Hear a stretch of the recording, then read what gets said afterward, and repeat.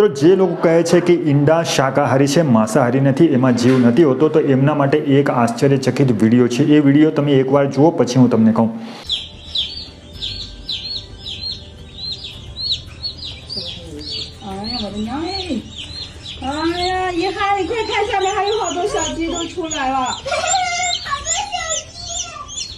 મિત્રો, આ ઘરની સ્ત્રી 2 દિવસ માટે યાત્રા પર ગઈ હતી અને 2 દિવસ પછી જ્યારે એણે આવીને જોયું, તેણે 2 દિવસ પહેલાં છે ને લગભગ 1 ડઝન કરતાં વધારે ઈંડાઓ લઈને મૂકેલા હતા ઘરમાં.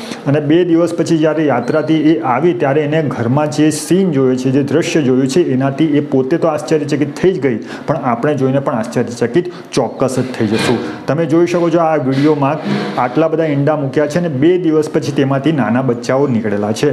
એટલે ઈંડામાં જીવ હોય છે. જે લોકો એમ માને છે કે ઈંડા શાકાહારી હોય છે, એમાં જીવ નથી હોતો, તો આપણે આ વિડીયો જોઈને કંઈક તો શીખવું જોઈએ.